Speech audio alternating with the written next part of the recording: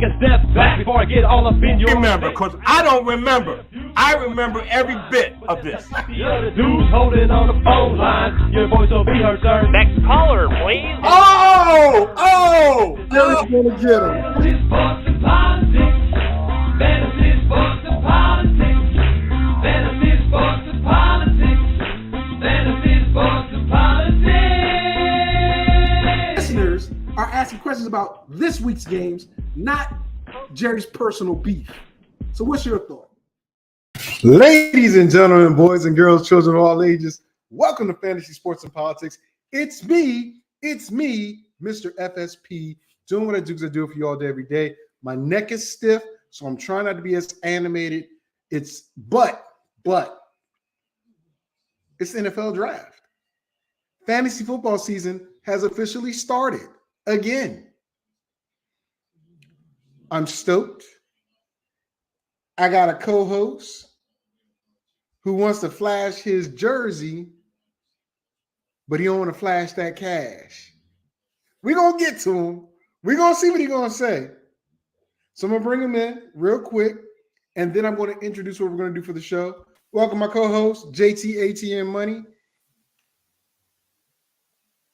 And Cleveland, here we go. All countries in effect. Here we go. On day 3 of the draft. Remember that, guys. On day 3 of the draft. Day 3 of the draft. Yes, sir. I want to just tell everybody, the show it's not going to be a set conversation. We have some loose topics today. We're going to talk about what we've seen happen in the draft. Also give, updates as rounds 4 through 7 go today. We're not doing 4 through 7 on this show. This show may go an hour and a half, maybe 2 hours, but that's the max. I want to thank everybody for watching and tuning in and supporting. So if you woke up, you're winning, and if you're winning, you're with me, Mr. FSP. Love you. Anyway, JT ATM Money. Yeah, what's up? A guard has just been taken by Pittsburgh, Mason McCormick. And up until this point, only 2 running backs all draft.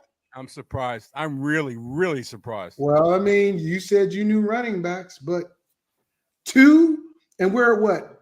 In the middle of the 4th round? Yep. What does that say? And there's a jewel sitting out there. It's the jewel sitting out there. I'm just surprised he hasn't been picked up yet. That jewel is who? Jalen Wright. From? Jalen Wright, if I'm not mistaken, is from is he from Tennessee? I think he's from Tennessee, Jalen Wright, if I'm not mistaken. Okay. Well, regardless, this is pretty bad. And I'm gonna go this way. This is a message, in my opinion, FSP's opinion, to young running backs. What did Austin Eckler, Saquon Barkley, and the other running backs go through a year ago? Nobody wanted to pay them. Now, this running back class is not that stacked. Let's be clear. It's not.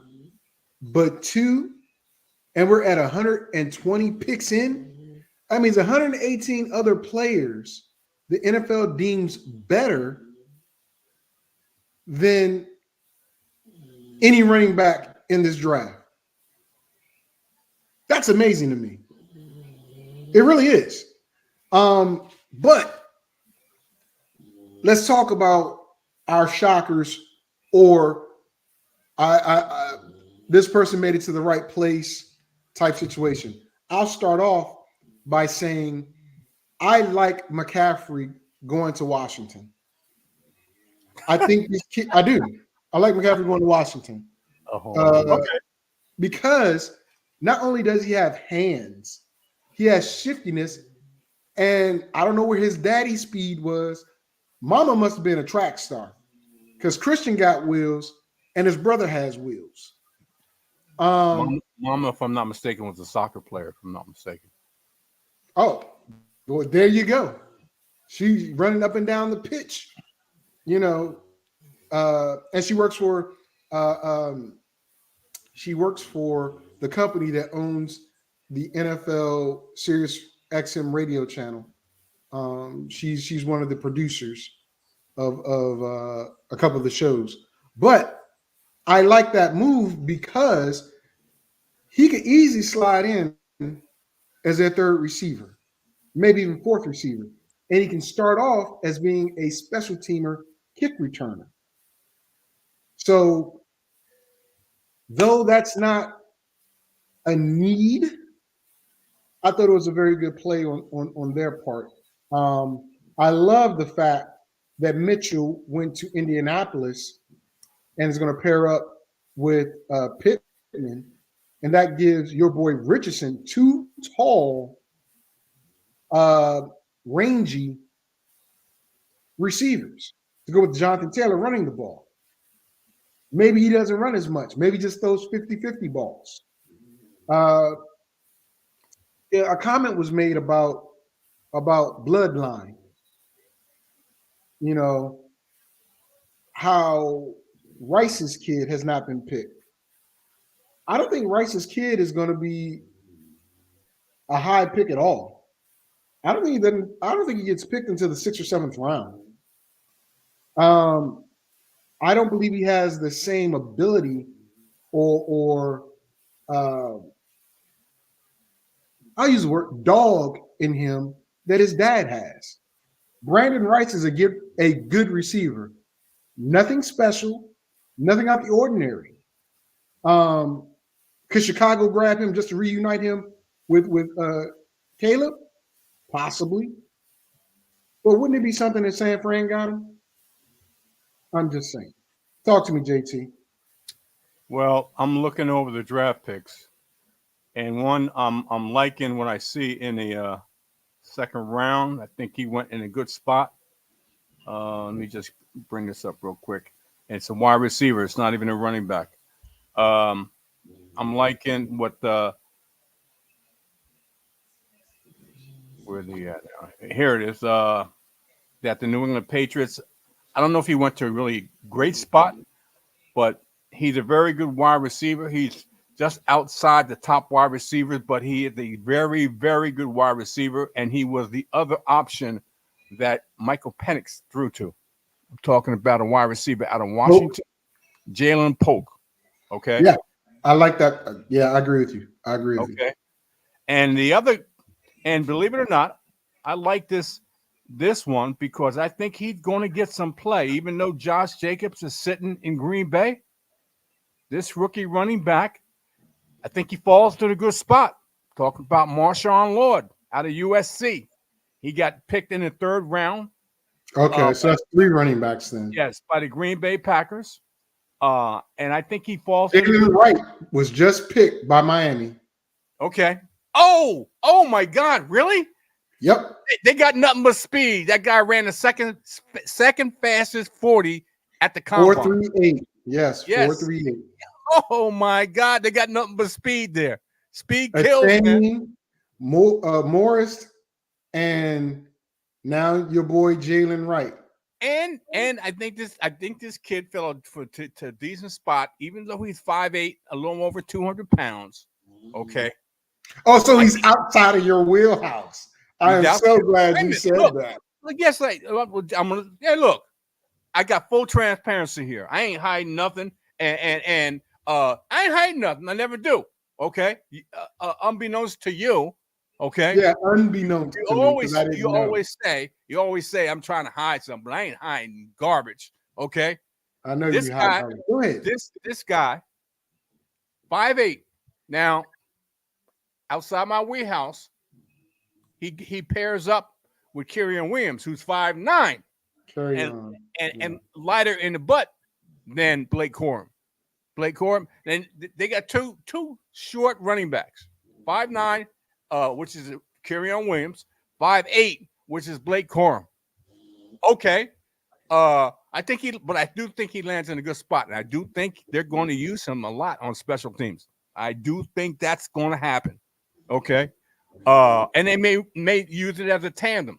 And if you got two running backs, more than likely they're going to try to use them as a tandem. Dude, that's a third running back. They've got Morris, a chain, and him. What are you talking about, a chain? I'm talking about the LA Rams. What are you talking about? Oh, you talking about the LA Rams? I thought you were still on Blake Corum. Miami. I'm talking about Blake Corum. I thought you were talking about Wright. Okay. Blake Corum. No, Wright is 5'11", over 200 pounds. So he's right in my wheelhouse. But I'm talking about Blake Corum, who went to an excellent place. I just said that. I know. I'm agreeing with you. Okay, he went to a place. Now I don't know how they're going to use him. I imagine they're going to probably use him in special teams and to back up quite naturally Kerryon Williams. But they're two small backs. But they're both power guys, though. They're two small backs. Okay, I understand, but they're both power guys. Okay. Matter of fact, here's the thing. I'm gonna question you on. Okay, you have Kerryon Williams in your top 10. Matter of fact, your top 5 as fantasy football draft players next year. But yet I don't think I have him top 5. But top 6, top 7. You have him before number 8. I know that. Okay. But yet you're talking about his size and how his impact. So if you're talking about his impact now, why do you have him in your top 10 at all? He's a very good back. And there's always I'm listening. I'm waiting for you to finish. I haven't said anything. You don't have to do all these gyrations and everything, okay? I mean, I'm trying to figure out just he's a very good back, and he's a good back in fantasy. Okay? He's a good back in fantasy. Because basically, he was the only back that they had. Okay? Yeah, because everybody was hurt. Yes, he was the only back they used, so they had to use him extensively. And the Bears pick a kicker with the 4th round pick. Yeah, okay. Corey Taylor. Okay. They got a lot of needs. But go ahead. Finish your thought. I was making an announcement. I'm saying last year he had to be used extensively because most of these running backs were nicked up or hurt. I still think he's going to be a viable fantasy back. I'm still not a fan of under 5'9" backs, but when a back shows you something, you got to put him where you think he best fits. Okay, and I think he best fits within the top 12, wherever that may be in fantasy. So, with that being said, I believe Blake Corum is pretty much a carbon copy of Kerryon Williams. But yet you don't think he's going to be a good pro. You don't think he's anything but a special teamer, which I don't get, because if Blake Corum is a carbon copy of Kerryon Williams and you have him in your top 12 top 8 fantasy players, I know he hasn't proven himself at the pro level. And I know he has tread on the tire, or he doesn't have that much tread on the tire from his usage in college, but he got a lot. I know, but what, you don't think he can come in and be just as effective as Kerryon Williams? Not at all. I mean, let me put it this way. Okay. You have your opinion. Yeah, I'm listening. I'm listening. And I'm not doing all that because you didn't like what I said. I'm not. It doesn't matter. I didn't disparage it. I just had to shake my head. It's not like I disparaged your thing. I just shook my head. Okay. Just because you don't like the fact I shake my head it should not affect you. Get out of your feelings. Isn't that what you said? Get out your feelings. I mean, I just don't agree with the fact that I believe Blake Corum will be a fantastic pro, especially in that system. And he's a carbon copy of the current starter. So they don't really lose much other than a half an inch in height. and experience. I got to say that. I would think that you would believe in Sean McVay's system to put Corum in the best position to showcase his talents. I mean, you love the system, right? I'll repeat again what I said. I don't like the size of this player. I don't think he's going to be a top-notch player. That's my opinion, and I'm sticking to it. I got it. But I asked the question of the system. I don't think this player is going to be a top-notch running back in Sean McVay's system. Okay. Okay. That.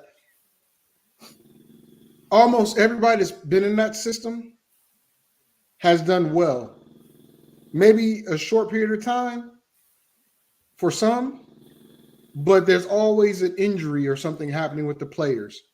So not too many outside of Todd Gurley saw more than a year or two of consistent play in that system.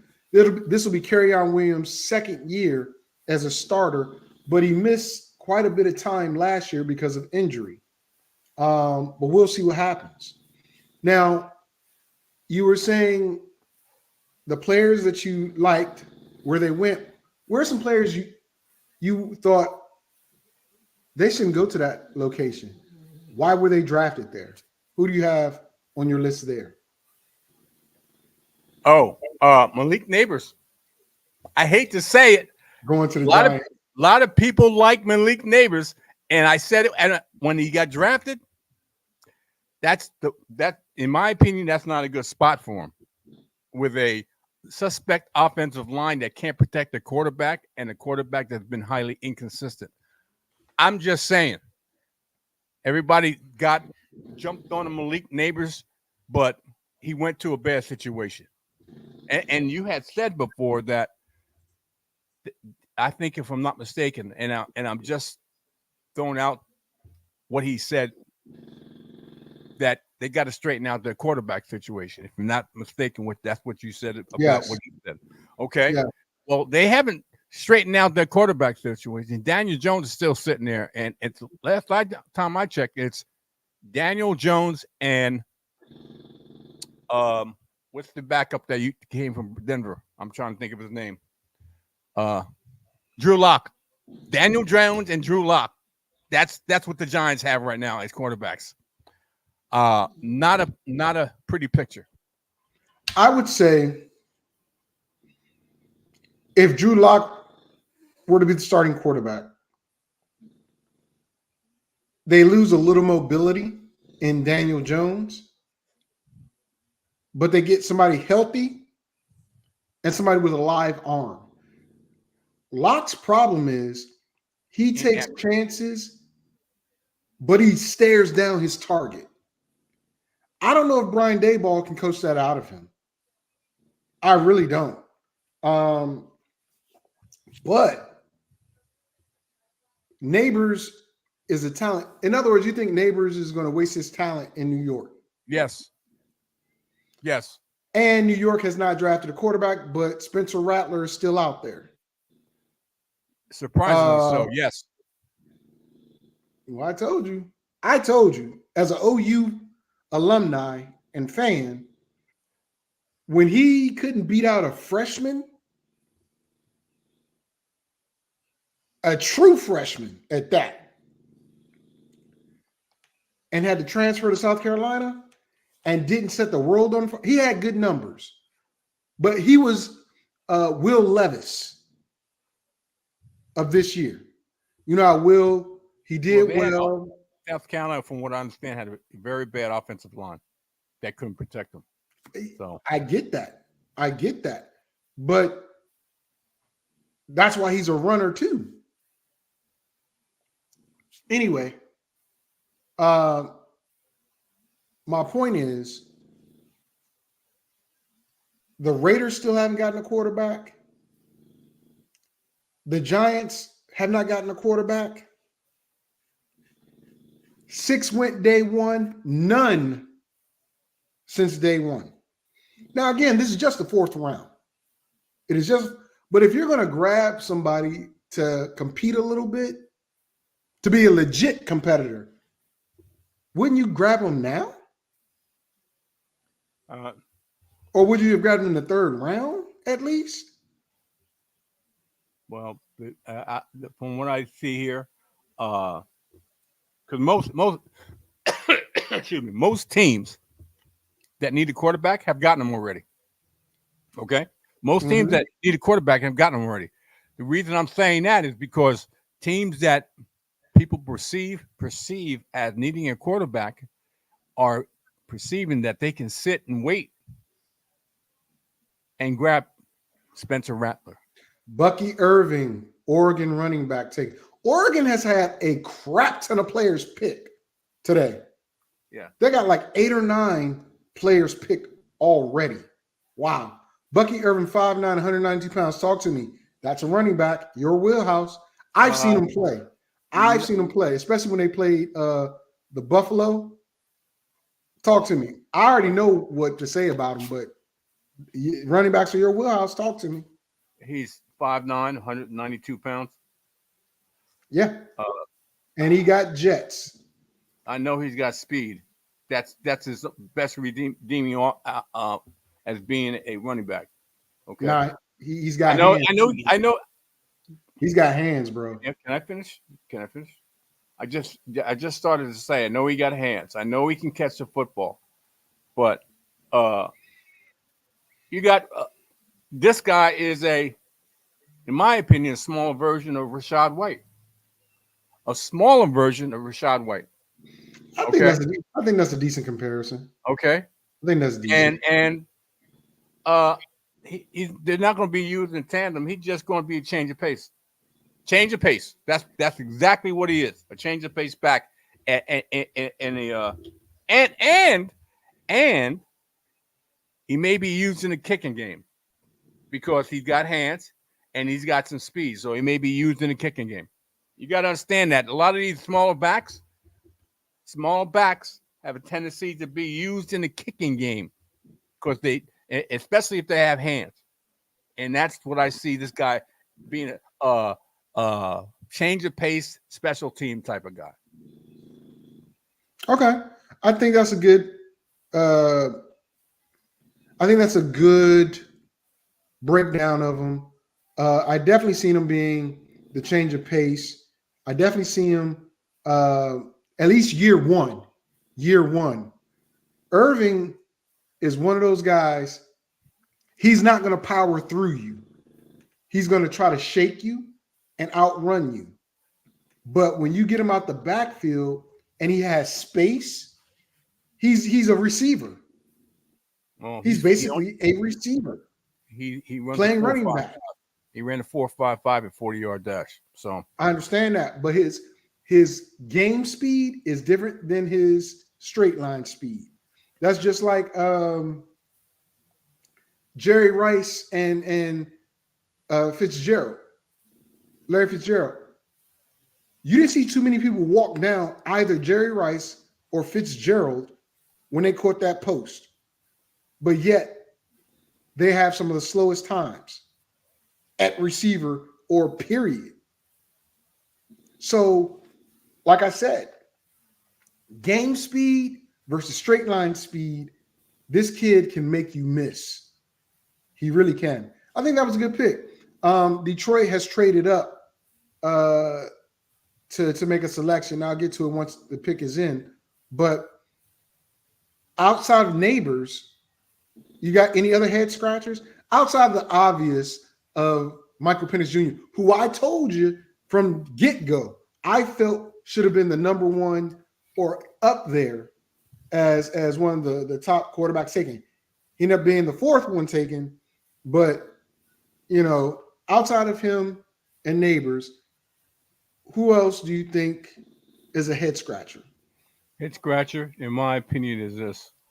I watched this get picked, and I'm trying to understand why they picked a this is third round. And Raiders pick. It's the Raiders pick, and I'm trying to see it right now. Where are In the the Raiders? third round or the first round? And it was in the didn't the Raiders take a who took a tight end, which was Yes, questionable. they took him in the first round because he Yeah. was the best player available at the time. Bowers. Yeah. They took Brock Bowers because the Rams and a few other teams were hoping he would fall to them, but he didn't. I would say this. Regardless of who the quarterback is, what is Antonio Pierce going to do? I don't know. Run the rock. Oh, okay. And if Bowers and Myers, who they drafted last year, or Meyer, are on the field at the same time, that's 12 personnel. You have two pass receiving tight ends on the field with Devontae Adams, along with Jacoby Myers, who I'm quite sure you like now since we had him on our team. And my man, oh my God, who's Renfro, Hunter Renfro. They're going to play smash mouth football. And with your boy, Zamir White, and I forgot the other running back. You got to help me with that. But with Zamir White, who came in when Josh was hurt and had a good job, done a good job, maybe they don't need Sullivan or O'Connell to be Superman. Maybe they don't need to get a big quarterback right now, even though there's some damn good ones this year. Next year,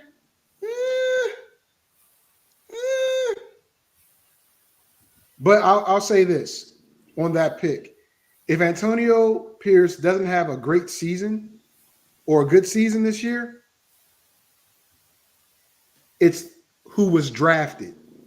It's the Bill Parcells thing. You want me to make a gourmet meal, but you won't let me buy the groceries. But not Al Davis. Mark Davis gave the GM all the freedom to do what he needed to do to get the players that they wanted. Apparently, that GM is not playing, as you say, JT, fantasy football because he wasn't willing to give up a lot to go up and get a player. I mean, what do you think? The question is, should they have mortgaged this year's draft and a couple picks next year to move up to get one of the top 4 or 5 or one of the top 6 quarterbacks? Because they let Bo Nix fall. They let J.J. McCarthy fall too. Well, who's to say? Go ahead. I'm sorry. Who's to say they didn't try to make a move, and it didn't pan out because whoever they try to make a move with was asking for too much, and they weren't willing to give that up. Well, that was my question about them giving up a lot this year and possibly next year to get the player they want. Because remember, they had an opportunity to get JJ. They had an opportunity to get Bo Nix. Because those two players went after their pick. Because Minnesota picked after. No. They didn't get Bo. No, they couldn't. They couldn't. Because both players. You're right. God. You're right. Both players went right in front of them. No. I'm not. I'm laughing at this. There's 2 teams. There are 2 teams that seem, no matter what or where they're at in the draft. Will Shipley, the Eagle, the rich get richer, and that's the Kansas City Chiefs and the Philadelphia Eagles. I saw it before you. That's why I started laughing. I said, "Oh my God, this kid and Saquon Barkley together." Yeah. Oh my goodness. Yes, sir. I'm telling you. See, the thing about Will Shipley is people are like, well, he's fragile. He's not Christian McCaffrey, but he can play like Christian McCaffrey. Yes, he He's can. not as big as Christian McCaffrey, No, but he not. can play like Christian McCaffrey. Yeah, and that's why I laughed, because I saw that as the rich get richer, and this is Wow. So yeah. here's what they got. Yeah. They got Okay. Now here come the running backs. Well, I was going to tell you who Philly drafted, but you can pull it up. But Philly's having a very good draft. Very good draft so far. The Eagles. Yeah, Philly. Yeah, they always do, man. They always do. I'm telling you, the rich get richer. You can tell. Ray Davis, Kentucky. Wow. Ray Davis, 5'8" and 3/8, 211. He is hey, look. A lot about it, but I'm not a big Ray Davis fan. I think he's a plotter. I don't think yes, he is. Isn't that what Buffalo needs, though? They need a plotter. Okay, here's my question. Yeah. Right now, they got James Cook. That's going to be the starting running back. Right. Who is not a plotter. Okay. I agree with you that Ray Davis is a plotter because as he went, Kentucky went. And when he didn't have a really good game, neither did Kentucky. And they ran the ball a lot less this year than they've done in the past. It is what it is. If you are out there watching, make a comment.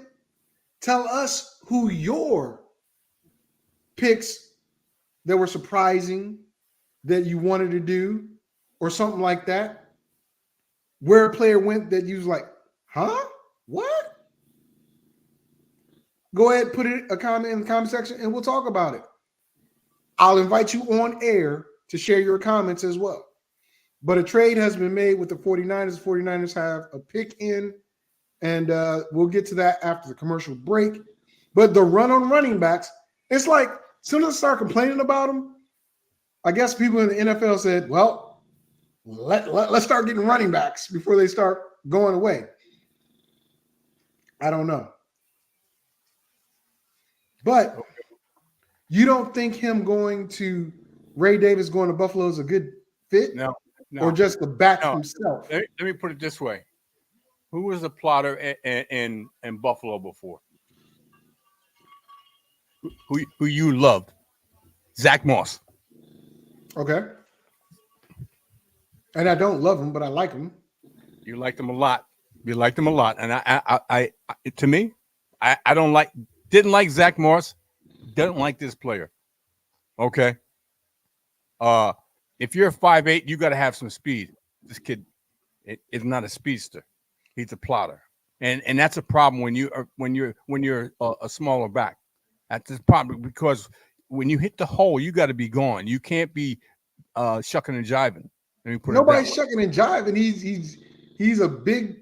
I mean, not a big dude, but he's a muscle dude, like the muscle hamster. He's like the muscle hamster, and the muscle hamster didn't have a lot of twitch to him because he's a muscle hamster. Let me put it that way. We talk about what Doug Martin? Yes. Okay. And he didn't have a lot of twitch to him. This kid doesn't have a lot of twitch to him. He's got to be able to hit the hole and go. And if he can't do that, that's going to be a problem at being a running back, being a smaller running back. Okay, he may have all this muscle. Okay, all this muscle ain't going to do him any good if he can't hit the hole and get past some safeties or linebackers. Ain't going to do him no good if the safeties and linebackers can run faster than him. Okay, well, I'll say this. Not a lot of safeties and linebackers are going to want to – well, linebackers maybe, but not a lot of safeties are going to want to come up and make the tackle. I'll put it that way. I think Davis is a good player. I like him in Buffalo to be a combination with James Cook. And if James Cook don't hold on to that ball, he's going to find himself backing up Davis because Davis doesn't fumble. Davis does not fumble, buddy. Not at all. That's not going to happen. Okay. I mean, you never know. But talk to me about excuse me. tell me some more players. Because who do you think San Fran is going to pick up right now? They moved up. Well, let me put it this way. Somebody up. Let me put it this way. And I think it's going to be on the offensive side of the ball. Okay. Either wide receiver or, and I can't name it a wide receiver, but if it's a wide receiver, or it's going to be one or two running backs, believe it or not, one or two running backs, believe it or not, because the running backs they got behind CMC can't stay healthy. That's the problem. They can't stay healthy. Okay. So they're habitual injury risks when they play. So I got to believe that they're going to bring in a running back, and Kyle Shanahan loved running backs. So I got to believe this is the 4th round. This should, to me, would be a good spot to pick up a couple running backs. One from Wisconsin. And they're saying it right now. They pick. Jeez, guy. Running back Isaac Guerrero from Louisville, the guy you like from the draft. I look. I'm excited. You know why I'm excited? You didn't say he was coming, but I said a running back. I said a running back. Yeah, you did. And I also this is the one running back when you asked me, you got to define what running back you're talking about. Okay, this is the one running back. Mock me? Okay. Yeah, exactly. This is the one running back I told you about that I loved, and if he goes to the right spot, and this is the right spot. Oh my God, this is the right spot. San Francisco, yeah. This is the right spot. Oh I think my so. God. Oh, I think so. Oh, I agree with you on that. I think this is the right spot. I am excited about this dude. Look. In a couple years, when CMC's contract is going to be a big problem, he's going to be a great person to step in and take it. Oh, let me tell you. I agree with that. Let me tell you something. People, I'm telling you right now, people, listen to me. Listen to me closely. I'm including Mr. FSP in this. When I'm talking about running backs, okay, I know what I'm talking about.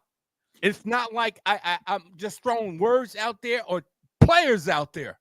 Okay, TJ Tampa goes to Baltimore, cornerback. This kid is. Let me put it this way: this kid is dynamite. He's explosive, waiting to happen. Jerry, you haven't seen him play, but you're right. You're right. But you've never seen him play, which is I'm like, how can you say that? But you've never seen him play. You know, people. Mr. FSP has fought. I said you're right. I said you're right, first of all. But I'm trying to figure out how can you say that though? And the fact I said that with these kids, and I specifically named this one player that you asked me about. I specifically said this one player. If he goes to the right spot, he's going to be liquid dynamite, in my opinion. He did say this during the combine. I'm not disputing that. I didn't say you never said it wasn't right. I'm just saying you've never seen him play though. I'm asking you, how do you come up with the concept of he's liquid dynamite when you've never seen him play? I have. I can agree with you. I've seen him play. Okay. I have seen him play. Okay. And against who? Let me put it this way. I've seen him play. And if you study running backs, you can see certain traits in a running back. One of them is if they have breakaway speed. If you see DBs chasing after this guy and he's pulling away after getting through the hole, getting through linemen, getting through linebackers. Hold up. The Chiefs just drafted Travis Kelce's replacement, Jared Wiley. No, they also have Irv Smith Jr. on that team.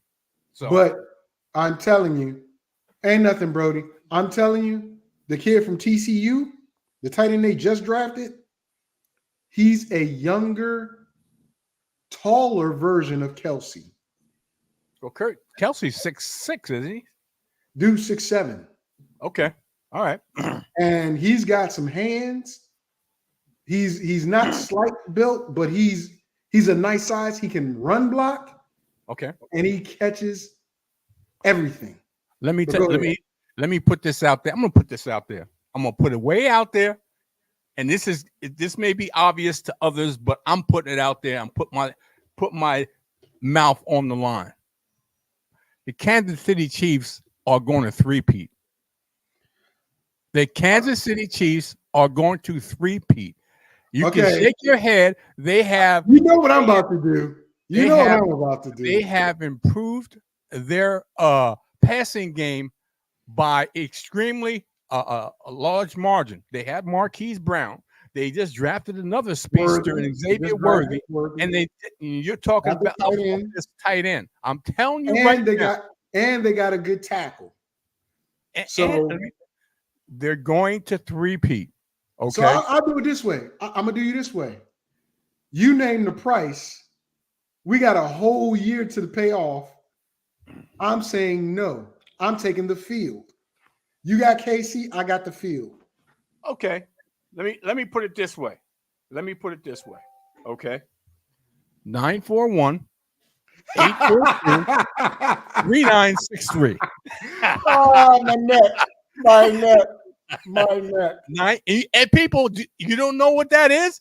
That's the number to Gamblers Anonymous in New York. Okay.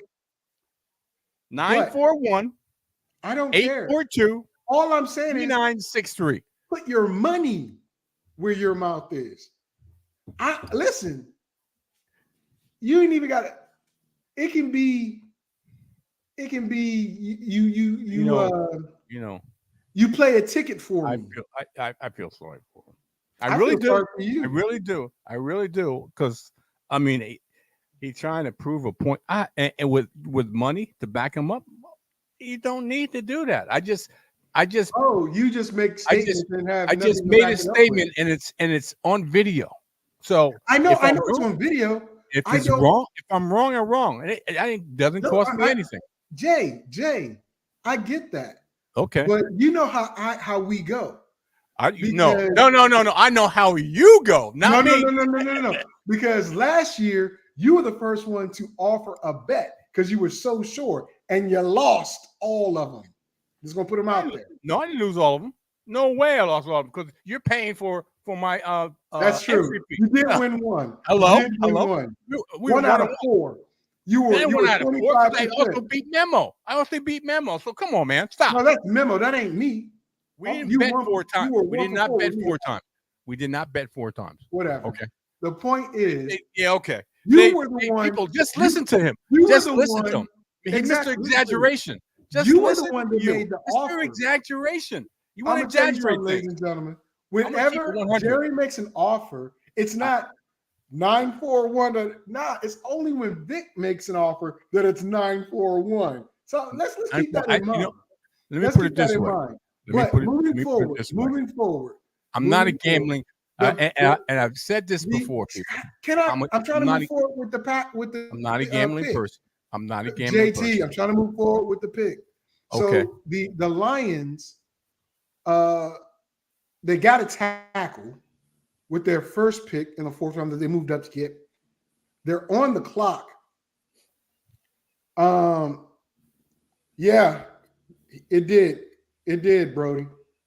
The Lions already got picked up by 49ers.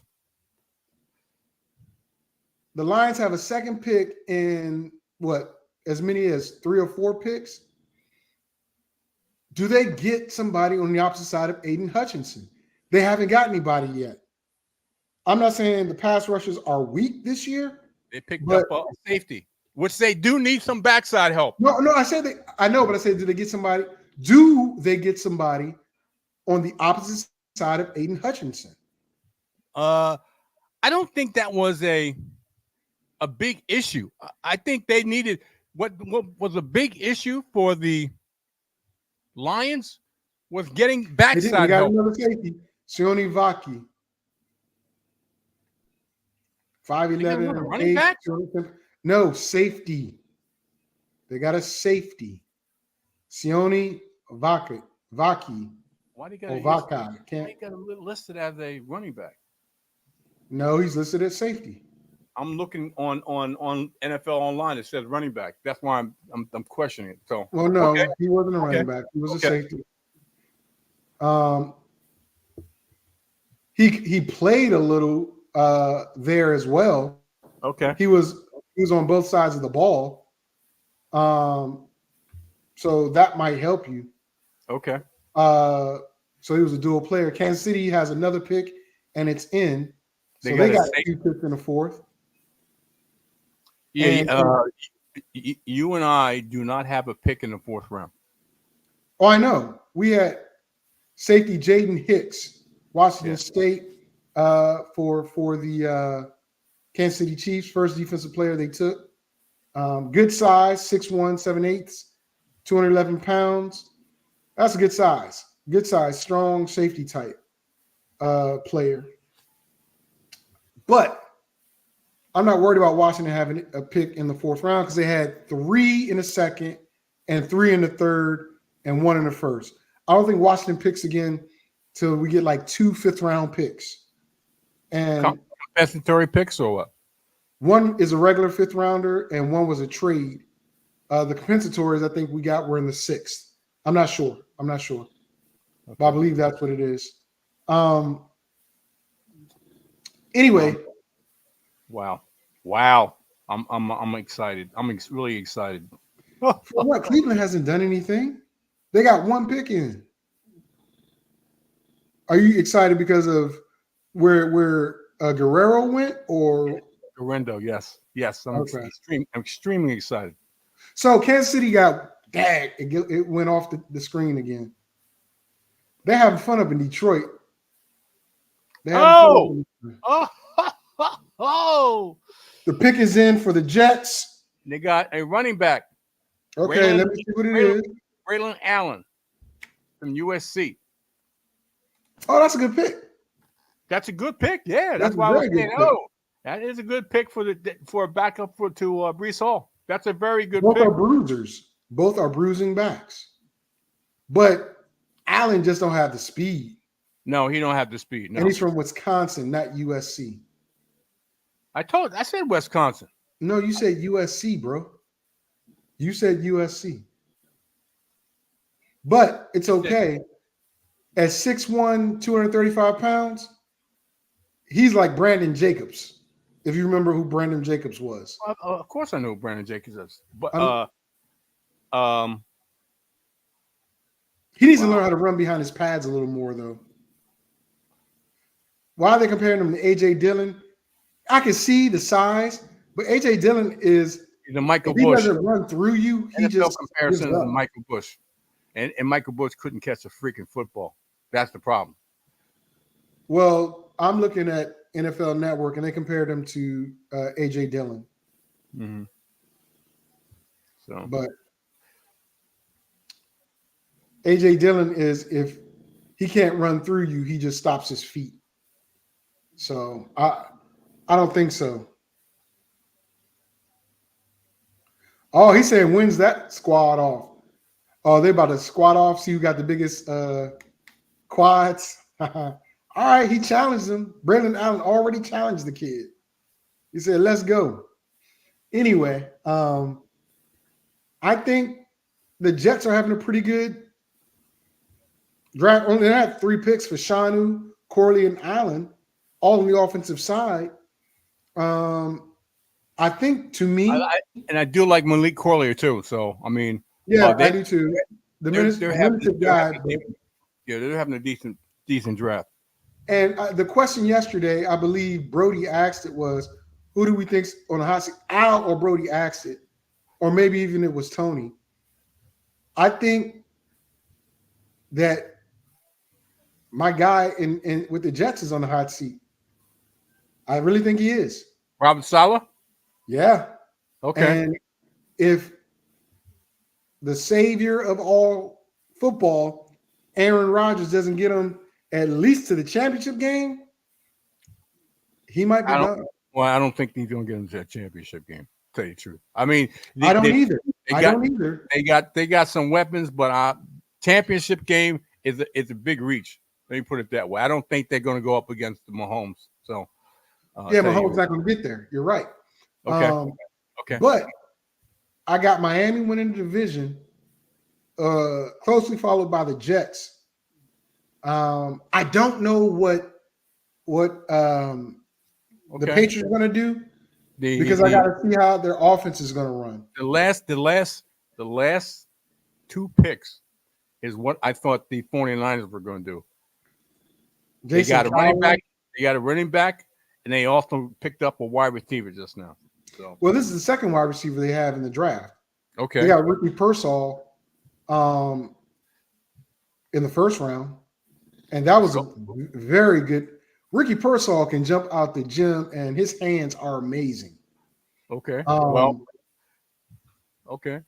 Let's say I'm gonna go your route, but you haven't seen him in the NFL.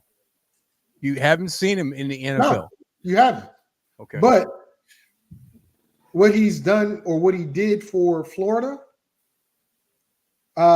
against the talent that they faced, I think Pearsall he'll manifest into a very, very good receiver. Not his first year. Maybe not until the middle of his second year as well. But I think his transition is going to be great. Now, if they do trade away Brandon Ayuk or Debo, he'll be forced to step up. He might have some growing pains, but the guy can catch. Well, the guy can run routes too, and that's important. Well, this is what I'm thinking.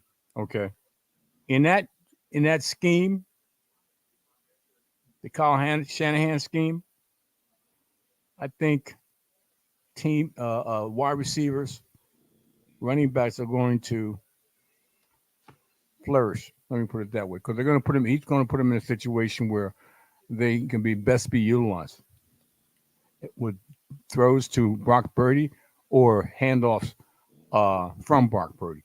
So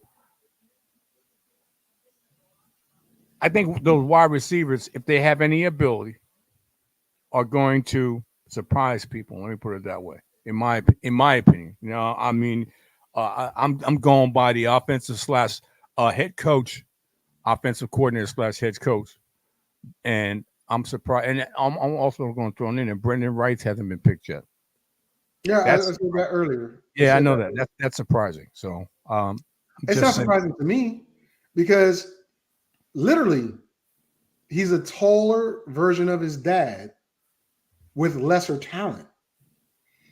He was just a touchdown machine for USC. What did he do when he was in Colorado? Think about this, JT. I want you to think about this. Okay. The son of Jerry Rice, right, is at the University of Colorado when Deion Sanders takes over. Right. And says, or Deion says, hey, you can stay here or get the transfer portal. I don't know if you remember seeing the video. Yes. But he addressed all the players then. Yes. Deion and Jerry are goats. Right. His son, Deion's son, was the quarterback.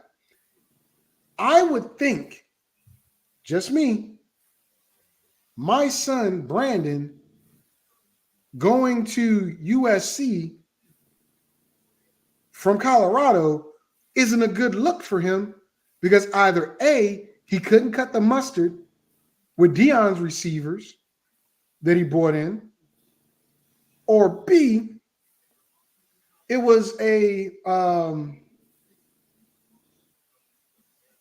some conflict. Or C, he wanted to play with Caleb Williams. Okay.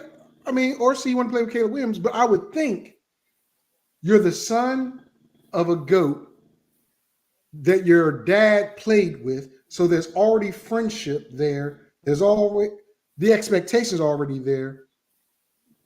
And instead of stepping up to the challenge and staying, you go elsewhere. Or C, he wanted to go play with Caleb Williams. No, I know that. And what I'm saying is he wasn't even the star. He wasn't even the big dog at USC. Okay. He wasn't. So okay. That's my point, that he didn't cut the mustard at Colorado and was just only the big, tall threat at USC. He did not distinguish himself while at USC outside of getting 9, 10 touchdowns. His route running is not where it needs to be. Okay. The things you said about Coleman from FSU, right? Apply those to Brandon Rice. Okay. He does not separate. He does not run good routes, and he's so with his hands. Okay. We're in the 5th round. We are in the 5th round right now. It's only this round and 6 and 7 left, and he becomes a free agent. So I'll do this one better. Not one better, but give you an example. Randy Moss's son, Thaddeus, tight end for LSU, with Joe Burrow and company, won a championship, was a threat along with Jefferson and Chase. I mean, they had a powerhouse down there at LSU, right? Okay. Thaddeus doesn't get drafted. Thaddeus comes to Washington and doesn't make the team. Has talent, but has a lot of flaws and injury issues. Dad, Hall of Famer. My point is, just because your dad was this does not mean you're going to be this. There's another set of genetics. I totally agree. Because there's another set of genetics in that body that might not have the same drive and desire. And I say it this way. Jerry Rice struggled to get his family out of poverty. So he had no choice but to be great. Deion Sanders, same thing. Randy Moss, same thing. Their children come from privilege. Some of the best schools, some of the best trainers. Do they have that dog? Now, I'm going to tell you right now, Deion is very similar to me, even though he had money and he provided things for his kids that, most people couldn't. He also made them understand the need to hustle and be a dog. I don't think Jerry Rice and Brandon have that same type of relationship as Deion and Shedeur or Shiloh. And Shiloh next year, he's not getting drafted until like the 4th or 5th round. Really? Shiloh, yes. I really think Shiloh is average. He's an average NFL player. Because I've seen him whiff and take bad angles on tackles that he should have made. But he's not a 4th. He's not better than the 4th round pick. What about Shedeur? Shedeur's going to be number 1 pick. He's already projected as the Heisman winner and number 1 overall pick. As long as he stays healthy. And Colorado's schedule this year, I'm going to say it right here.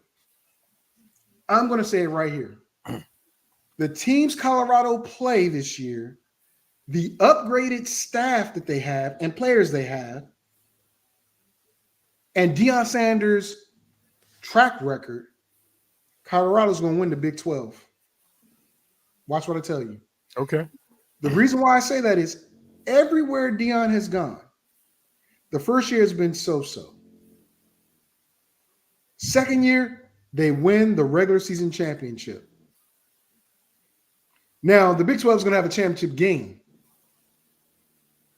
He does not win the championship games like that. I don't know if his teams just don't or did not get it then, but he has some monsters there. Do you know who his offensive line coach is? No. He was an 5-time All-Pro offensive lineman, number 77 for the Minnesota Vikings. Lou Alt, something like that. I can't remember. I think it's Halt or Alt, something like that. You have Warren Sapp coaching the defensive line. Yeah, I know that. You've got Terrell Owens. He's not an official coach, but supporting the wide receivers. These people know how to get what they want out of players. And what I'm telling you, Shador, as long as that offensive line does what they're supposed to do, he's going to break some records. They're going to win the Big 12, and it's on. I'm just being. Matter of fact, I'm willing to put like whatever on it because looking at who they play and look what's left in the Big 12. So you have some Pac-12 teams like Colorado that moved over to the Big 12. Not many, right? But look what left the Big 12. The two big dogs, Texas and Oklahoma.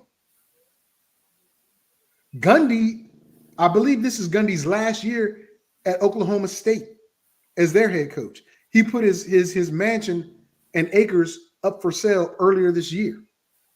So that tells me he's either retiring or something's happening where he's not going to be in Oklahoma anymore, right? TCU, okay. You don't scare me. Houston, I don't know if they're that good. I don't think they are, but we'll see. Baylor, maybe. Oregon State coming over to play the Big 12.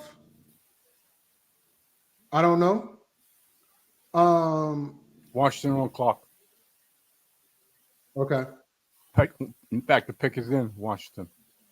Well, I'm seeing the pick is in for Arizona. Arizona And already picked. Xavier Thomas, the edge rusher. Okay. So, yeah, I'm a little bit behind you.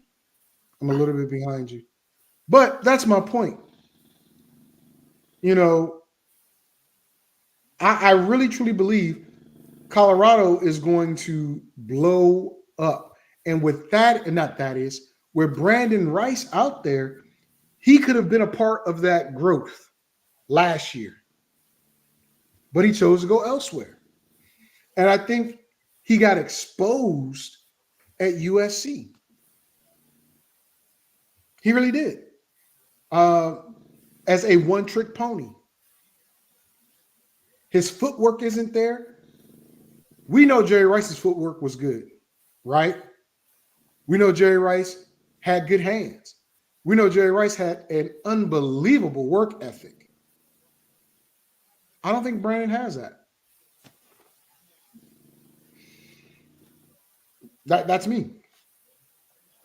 Okay. I think Washington gets a linebacker because they need to shore up linebackers, and I don't know how many linebackers have been taken outside of the guy from Texas A&M, maybe one or two.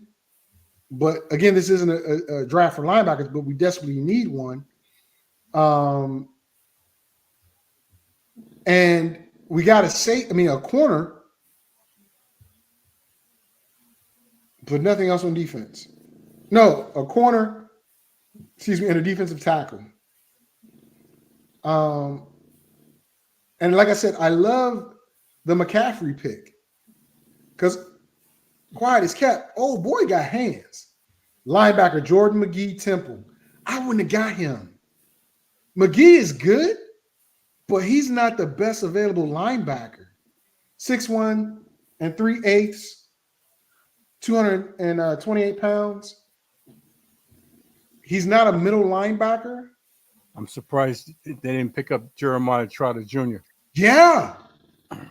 We might get him in the fifth. I think we got another fifth-round pick, if I'm not mistaken, if he's not taken. And I'm surprised Philly ain't got him just because. Remember, we're talking bloodline. Jeremiah Trotter Jr., Brandon Rice. Now, Jeremiah Trotter Jr., he's lacking a few things, but not things that cannot be coached. He is I'm gonna say Jeremiah Trotter Jr. is a guy, once he understands the system, he's gonna run the system. Right? But I put his, you know how I say Derek Carr it takes him maybe a year or two to pick up fully on the system before he understands it. To feel comfortable. Yes, to feel comfortable. Okay. I think that's the same thing with Jeremiah Trotter Jr., even though he's a defensive player. Mm-hmm. Because he can diagnose plays, right? But sometimes he's like one step behind. He'll call it out, but then his reaction isn't as quick as it should be. Does that make sense to you? Yeah, I understand. He got a bit of hesitation because he's not sure of what he's seeing is what he's seeing. Exactly. Because he's seeing it, he's diagnosing it right, but he's not playing fast. That's what it is. He's not playing fast and going with like his dad. Now his dad played for Philly and Washington, so that wouldn't be a bad move, legacy type thing. But if Philly doesn't get him and they got a pick in this round, and he goes to the 6th round, I mean, I could see him being a 6th, 7th rounder, but I also see that making him hungrier to make the team. Because what was his dad? Was his dad a late round draft pick or a free agent? Dad was a dog. I know that. I know, but what was he? Was he a late round pick? Was he a free agent? Because I know he had to prove himself as well. He didn't come in right away and take the job. But I want to invite the people watching on Facebook, X, as well as YouTube. Hey, drop a question. My boy Brody, we'd love to have you on, brother. Get your insight.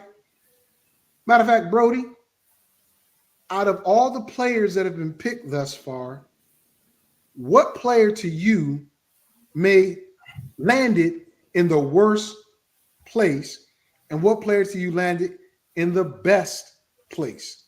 That's my question to Brody and anyone out there watching on X, YouTube, or Facebook. I'll tell you. Yeah, Washington has a pick at 161. So in 21 more picks, which is at the end of the 5th round, they get another pick. But that's what I'm saying, guy. How do you, in my opinion, pass over a guy like that? Easy. If he's not confident in his own play call, you can't have that happen in the NFL, because that lineman is going to be on you quicker than the lineman in college. Every player in the NFL is an outstanding athlete. Every player.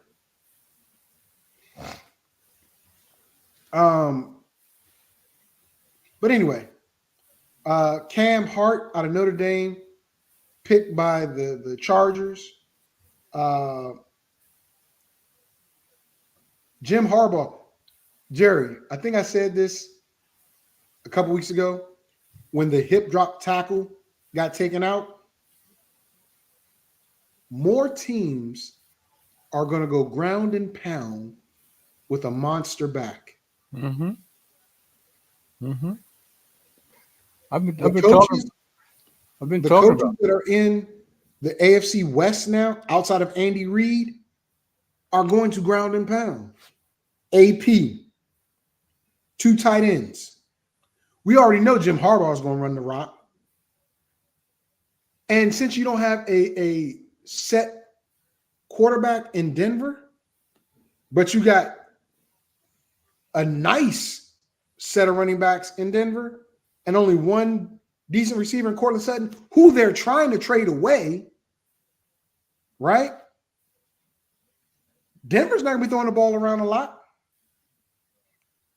The AFC West is about to become a black and blue division. Out of need, not because they're going up against the monster Pat Mahomes and the Kansas City Chiefs, who can keep up, who can put up some points. So they need to run the football, run the clock, and try to keep the score down and win the game like that. And be physical. Because if you notice, what did Kansas City struggle with in the Super Bowl? When San Francisco was physical. Every time a team plays physical with Kansas City, they have a problem with it. When the Raiders destroyed them, right? It was because the Raiders played physical. They didn't throw the ball a lot. They just played physical. Jeremiah Trotter, 3rd round. Oh, he got picked in the 3rd round? He got picked in the 3rd round. 72nd pick in the 3rd round. By who? He got picked by the Eagles. There you go. By the Eagles. I didn't see his name pop up when they showed who the Eagles picked. He played the Eagles when he. You talking about Jeremiah Trotter, not Jeremiah Trotter Jr. Yes. Okay. Jeremiah Trotter. He got picked up. He got drafted 3rd round by the Eagles in 1998. Played for the Eagles for 3 years. Played for the your Washington team for a year. Came back to the Eagles for 2 more years, and then finished his career out with Tampa Bay and again with the Eagles. Well, 3rd round pick, Roman Oben. Okay. But the brother knows how to play. Cedric Van Pran Granger, center, Georgia. Buffalo is about to run the rock, dude. This is what I'm trying to tell you. With Stephon Diggs gone, with Davis gone, they get Keon Coleman. Shakur and Curtis Samuel are the other 2 wide receivers. They got 2 tight ends, Dawson Knox and who's the guy they got last year, JT? I forgot his name, but he's an impact player. I am telling you, everybody's going black and blue. The return of the big back is coming. I say this because look at the players in high school. I've been saying this for God knows how long, but that's okay. No. The shifty smaller back is what has been in charge for the past, 4 to 5. But I'm saying, look at the high school kids now that are playing running back. They're also playing linebacker on the defensive side of the ball. When I tell you the big back, your shifty little backs, they're gone. Oh, God. New Bears punter Troy Taylor said he has already received a text message from quarterback Caleb Williams. It read, "Hey, you're not going to punt too much." That is crazy. But hey, that's the confidence you got to have, right? We're not going to use you that much. So you're getting paid for free. You're getting paid 4th round money. Think about this. JT, think about this. 4th round, you're guaranteed some money, right? Yeah. It might not be that much. But you're paying this guy. You're not going to punt that much. Yeah. Welcome to the NFL. Your services aren't going to be needed, so enjoy the check. Enjoy the welcome. And that right there, I like it. But you know what that does? You put the target on his back. Exactly. Exactly. Put the target on your back. Okay. Not just his back. Moore, Allen, Komet, Everett, Swift, that offensive line.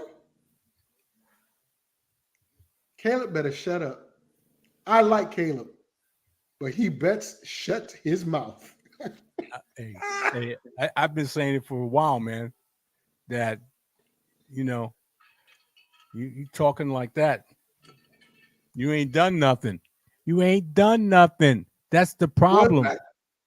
It's not quarterbacks that are talking a lot. Robert Griffin III. What does he got to do with it? He didn't talk that much.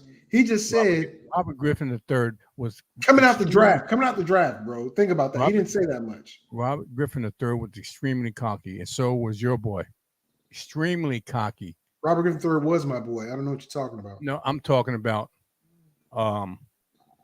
Why can't I remember? Robert Griffin III was not cocky coming out. Okay.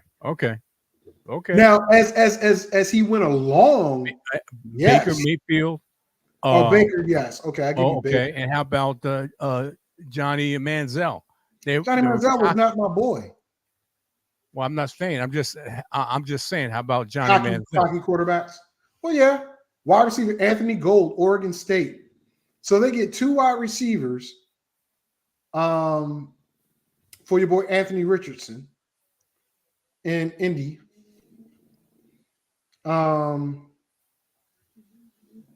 Dude has jets. He has good hands, runs decent routes. That tells me, honestly, where this kid was, they're not happy with the receiving core in Indy. Because he's going to come in and get a spot. You think? I'm telling you, he's going to get a spot. And the Colts have drafted everything except for the first pick offense. What I'm seeing 2 receivers, a tackle, a center, and an edge rusher. They're investing in their quarterback. That's what I'm talking about. That's what Washington should do. Getting an offensive tackle that can play all positions, great.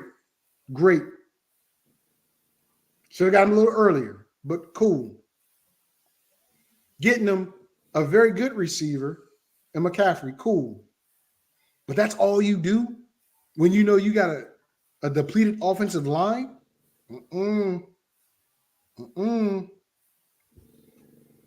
Atlanta's pick is in. Who do you think Atlanta gets? Because right now they got Penix Jr., they got a defensive tackle, Rook Aranu from Clemson. In the 3rd round, they picked up edge rusher Braylon Trice and defensive tackle Brandon Dolores. Yes, I got to wait for a minute. Okay. All right. I got to think they go linebacker or they go offensive lineman here, the Atlanta Falcons. The reason why I say that, well, no, they should go wide receiver. They drafted Drake London a couple years ago.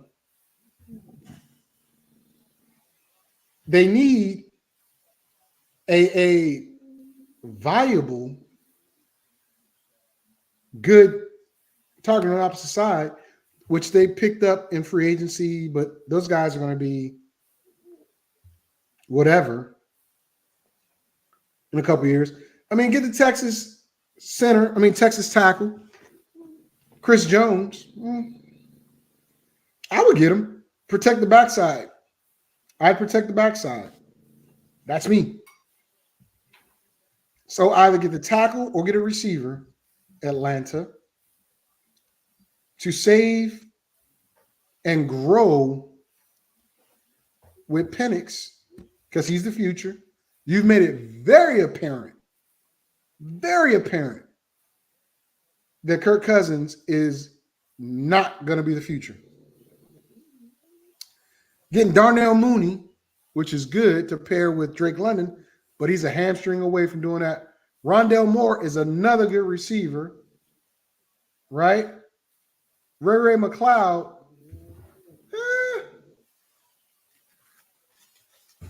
Rondell Moore is probably,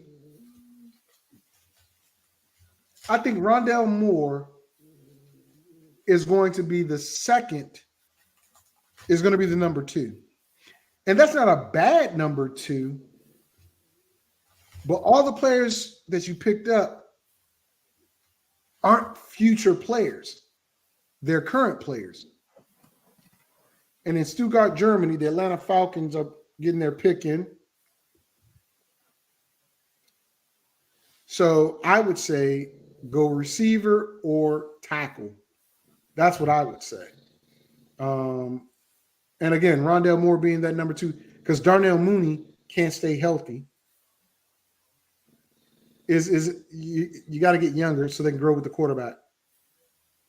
The Falcons select linebacker J.D. Bertrand, Notre Dame. I don't like him over Jeremiah Trotter. He's okay, but I don't like him over Jeremiah Trotter Jr. And he's a tackle machine, 266 tackles, 6 sacks, 2 forced fumbles over 3 years. But you know what that tells me? He doesn't get after the quarterback from the outside. But he's around the ball. He's around the ball, yes. But I think the middle linebacker should have a little bit more sacks than that. He's not an outside linebacker. But it is what it is. I'm not mad at it. Again, we're talking about Jeremiah Trotter Jr. The Bears have made a trade, so they're moving up. Who did the Bears trade up to come get? This will be an interesting pick. With that being said, JT, your analysis of the draft up to this point. A lot of offensive players went in the early rounds. I think after the heavy first round of offensive players, teams looking to shore up their defenses with offensive players sprinkled in at key times of the draft.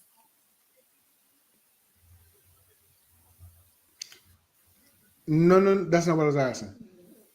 I was asking your analysis of the entire draft, not just the first round players. I mean, what do you think? Let me clarify then. No, you don't have to.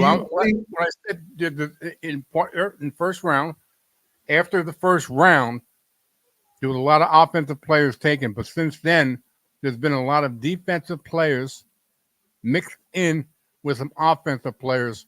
So it's been a hodgepodge of players being picked after the first round. Mainly, offense was in the first round. After that, a lot of teams decided to go and try to shore up their defenses, especially backside defenses. Okay. So you think, well, it's bearing out that more defensive players are getting taken off the board late, but that wasn't really the type of analysis that's for, but that's cool. I was looking at something more in the lines of the quality of players. That's why I said I needed to clarify, but you decided you wanted to answer before I was trying to fix it. The quality of players being picked. There's a lot of quality of players. Let me finish the question, guy. Okay. The quality of players being picked during the draft up to this point versus what looks like might be a very posh and deep free agent market. Granted, we got 2 more rounds to go. We don't know who's going to get picked between now and then, but we're talking about players that have not been picked up that probably should have been picked up by now, right?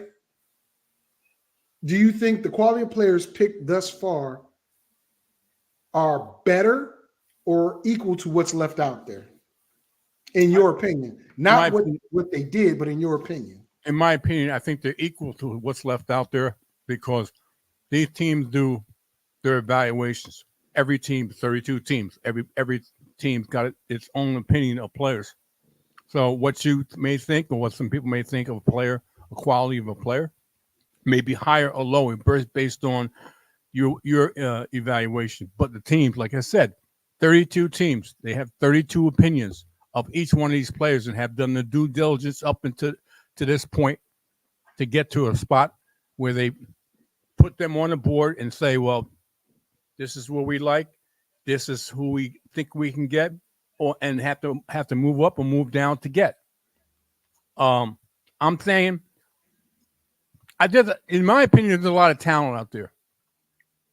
There's still a lot of talent out there. We just named one that we have an opinion that this guy should have been gone by now. Okay.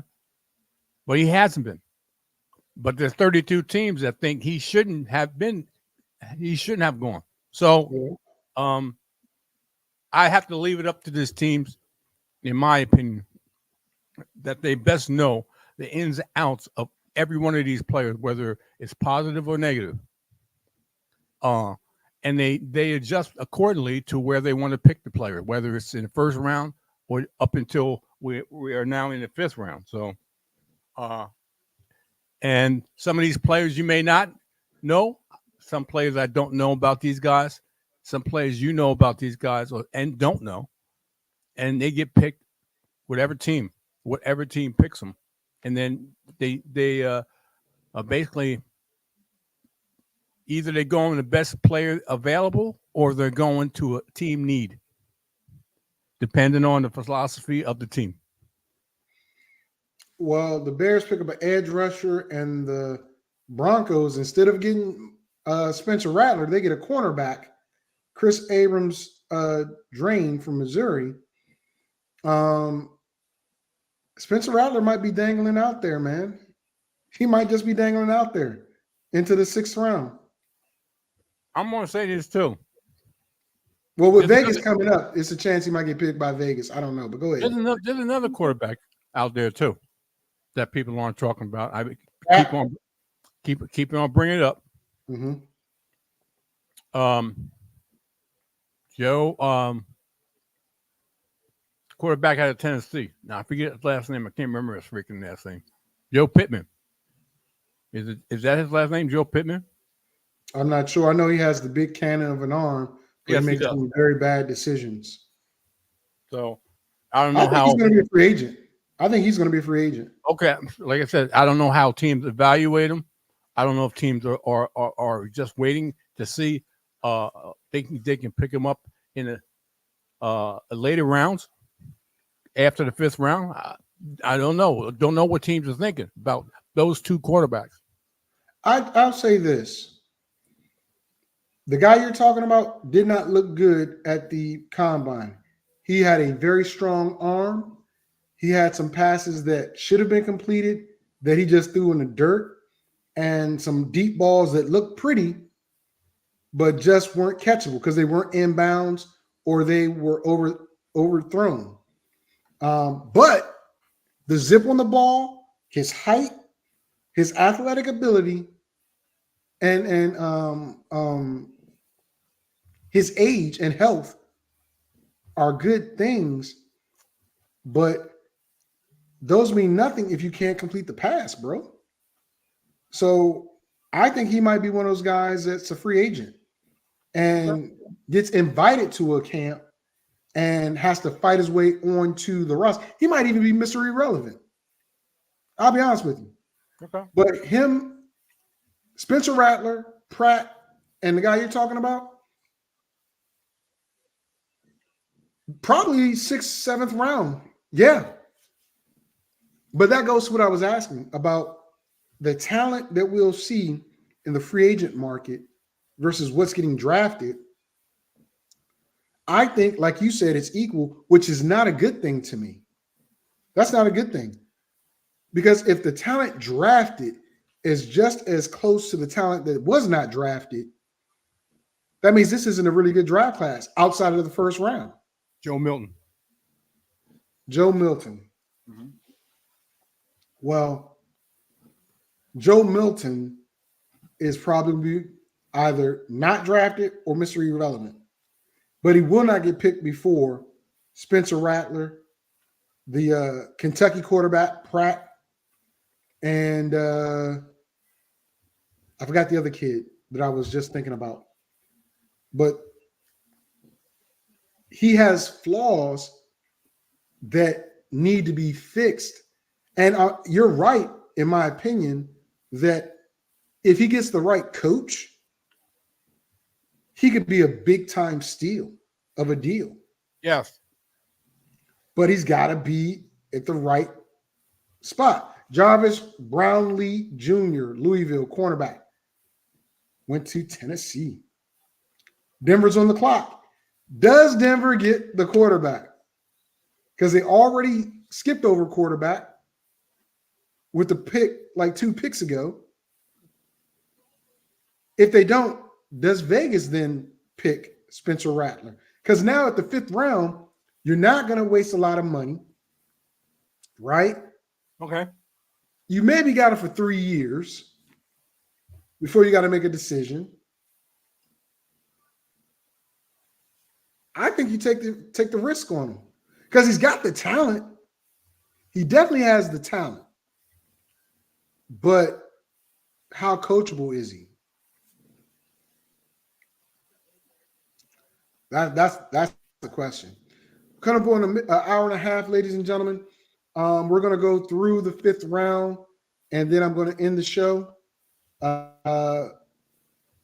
It's not that many picks left in the 5th round, but I don't want to push this show past 2 hours.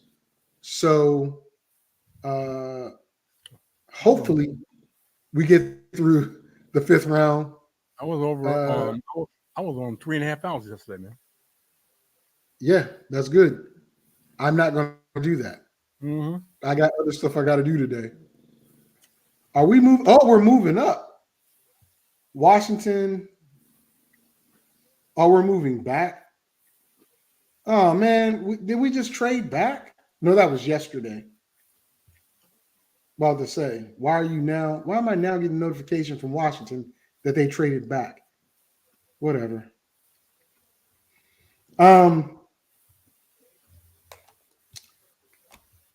Denver, their pick is in, and we still haven't seen them get a quarterback outside of Bo Nix.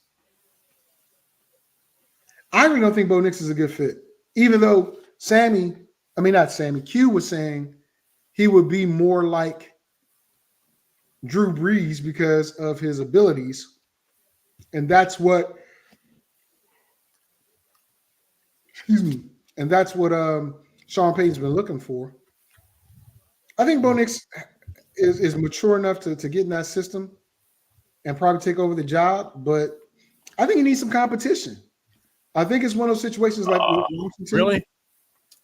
Audric Estem, the running back from Notre Dame. You don't like him because he's slow. He's a plotter, and he's huge back. He's 245 or something like that. 240, some godly number for this running back, and he has no speed. He has no speed, and very and not used. 5'11", 221 pounds, and ran a 40. He's a Jamal Williams. That's who he is. Really? Okay, so here's my question, JT. Yes, sir. We just talked about the AFC West becoming a black and blue division. Why don't you like this pick if we both agreed that that's what these teams are moving to? That's a perfect pick to go along with Williams, to go along with Javonte Williams. So why isn't that a good pick in your mind? Just because he's a plotter? NFL comparison, Jamal Williams. Jamal Williams was a one-trick pony. In the right system, he's the one-trick pony. Let me put it that way. I don't think this is the system for him. Look what Jamal Williams did in New Orleans compared to what he did in Detroit. They took away his opportunities because Alvin Kamara was the better back. When Alvin Kamara was out, they ran sparingly. And when they did get the touchdowns on the ground, it was because they gave the ball to Peyton Hillis as opposed to the power back, which was supposed to be Jamal Williams. Jamal Williams. Alvin Kamara's running ability wasn't all that. No, I got it. He was better used. He was better used in the passing game. Okay, and Jamal Williams was still not used. He still was a waste of humanity on that team. I disagree. Okay. They didn't use I agree with you that he was not used. Tommy Eschenberg, Ohio State line. That's who Washington should have got. The Raiders just picked up a monster. 6'2" and 3/8 in height, 233, a senior. Tommy Eschenberger is a monster. I love him because he hits people. That's all. That's all you need. That's it. Hit it and quit it. But when you have a guy that can diagnose a play and just go, that's what you want. I like that pick by the Raiders. I do. I know Q probably not going to like it because the Raiders aren't getting the players he wants them to get. Maybe the Bengals get Brandon Rice, and develop him. That would be nice. Joe Burrow, Chase, Brandon. They got Zach Moss now at running back. I think you take a chance on Brandon here. What do you think?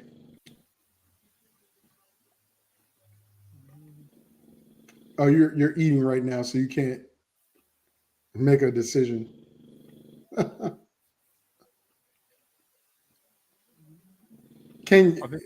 think they're looking for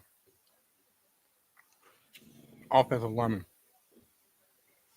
Well, they grabbed, I believe, one or two of them already, but I mean, you can never have enough. You can never have enough. So I wouldn't be surprised if they do. But I think at some point you have to get a bigger wide receiver that's going to fit in with T. Higgins leaves next year. Not in this round. I would, because you can develop them. You eat something that's going to dry your mouth out while you're talking. Hopefully those crackers got some salt on them. But what type of receiver or what type of player outside of an offensive lineman would you get then? I'm thinking offensive line. I'm not thinking anything else but offensive lineman because I think that's important for the Bengals. Okay. You don't think they might go defense?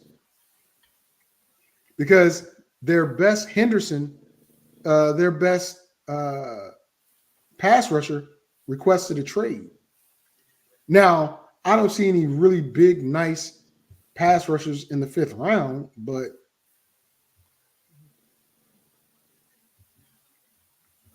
let me see what we got here. Because they went out and got Geno Stone and Von Bell came back to Cincinnati. So having Von Bell back there at safety, him and Bates were like really, really good ring generals back there. So yeah, I think they go on the offensive side of the ball. I could be wrong. It's not the first or last time. They go defense. Josh Newton, cornerback, TCU. Really? What? Yep. 5'10" and 5'8", 190 pounds. Not too fast. Ran a 4.51. Wow. I don't think that was a big need for them. It was a need, but not a big enough need. Go ahead. I'm looking at the best available as of now. And who's best available? Best available is this. I'm looking at. No. Yeah, who is it? Mel Kiper? Is it Dan Jeremiah? I'm looking at ESPN. Okay, so it's got to be. And I'm looking at next best available. Brendan Rice, the wide receiver. Christian Jones, offensive tackle from Texas. Mekhi Wingo. Jones, bro. Yeah, that's why I'm when I'm looking at that, I'm saying they should go offensive and to me. But what do I know? Mekhi. I say this. Huh? I want Washington to get Christian Jones. I said Chris Jones, but Christian Jones. because you pair him with that kid from TCU who can play guard and tackle. That you smoking. You are smoking on that left side. Nobody's touching the quarterback, and you can run monsters off the left side. Pick is in for New Orleans Saints with the 150th pick, 5th round.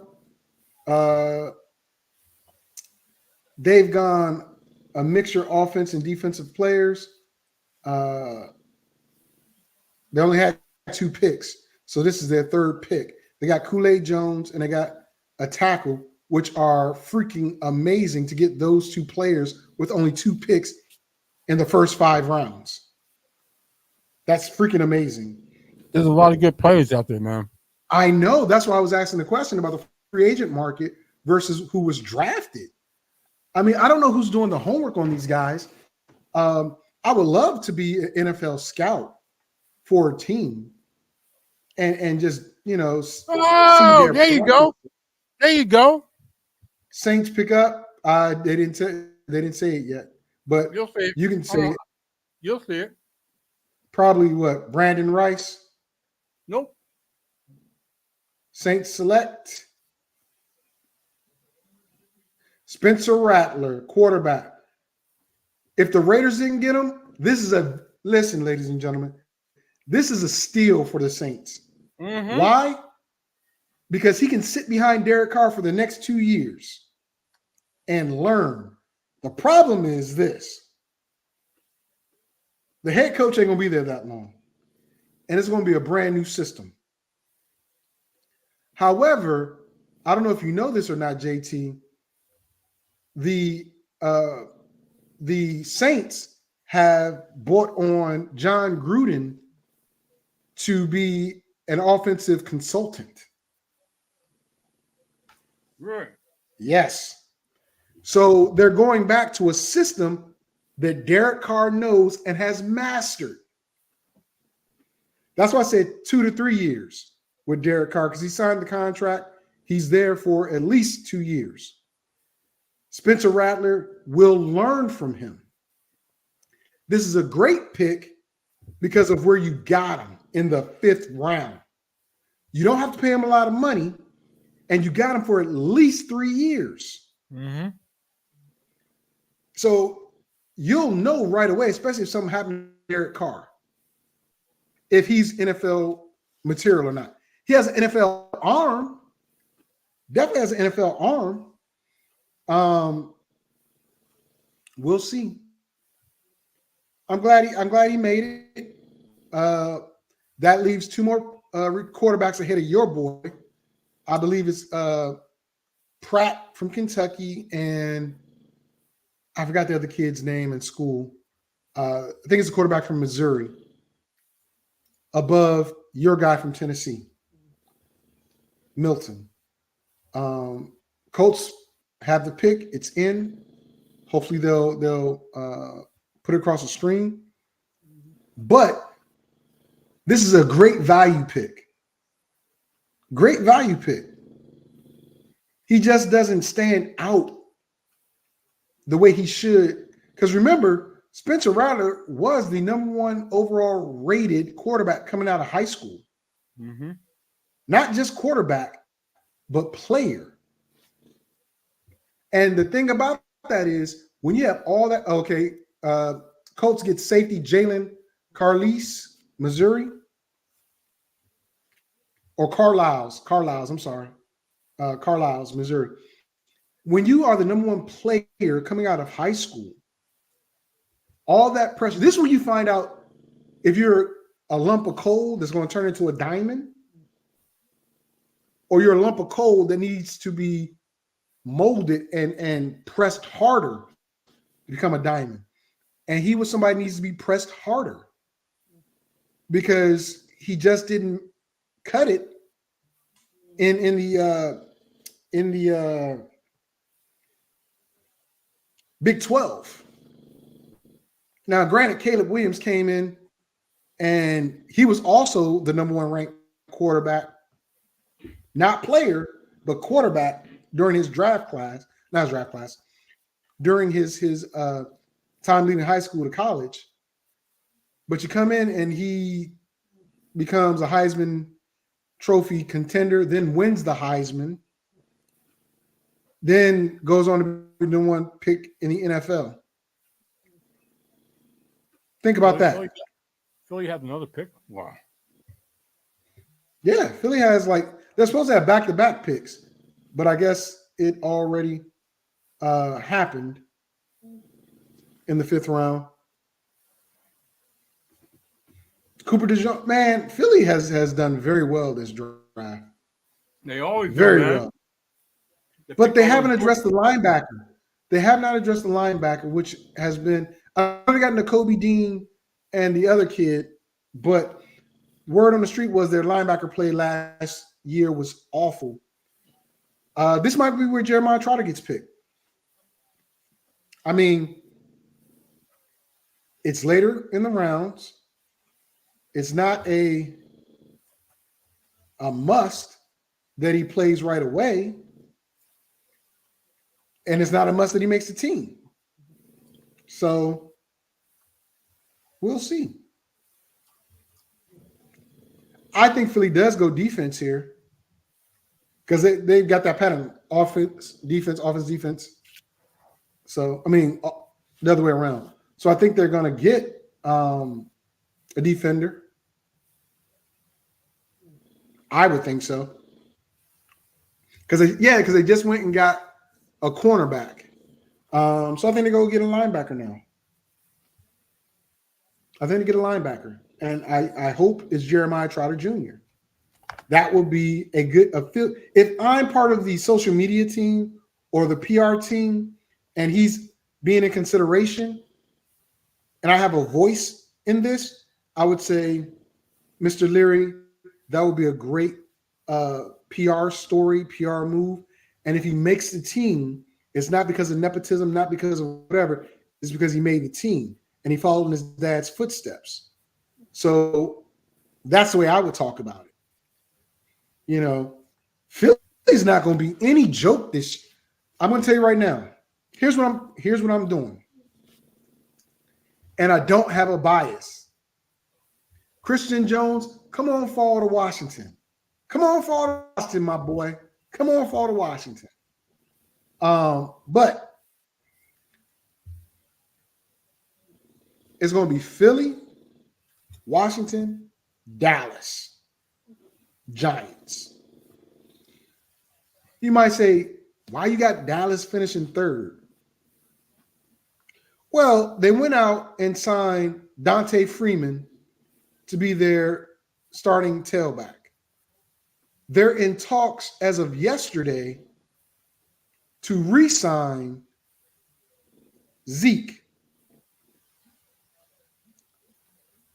CeeDee Lamb is due money. Micah Parsons is due money. One of them's going to get paid. The offensive line is not as good as it was before. As you said, Brandon Cooks, 33? Something like that, JT? Something like that, yes. He's 30 plus. And the Wilson kid, the receiver who they wanted, or they're trying to groom, is okay, but he's not a good Robin. And Mike McCarthy does not run the ball. That defense is not going to get any better. I know Mike Zimmerman is a great defensive coach, and he likes to put pressure on people, but he likes to get it from the front guys. So it's like a cover 2, cover 3 type deal. You don't have the dogs up front to make that happen. Dallas is not going to be as good as everybody thinks. I honestly, truly believe, without being biased, that they're going to finish third. But the Eagles selection is in, and it looks like a boys and girls club or all girls. Somebody, I don't know if this is a youth group, are making the pick. And with the 152nd pick in this draft, The Eagles select wide receiver Aeneas Smith, Texas A&M. That is not a bad pick. That's not a bad pick. Okay. I like Aeneas Smith.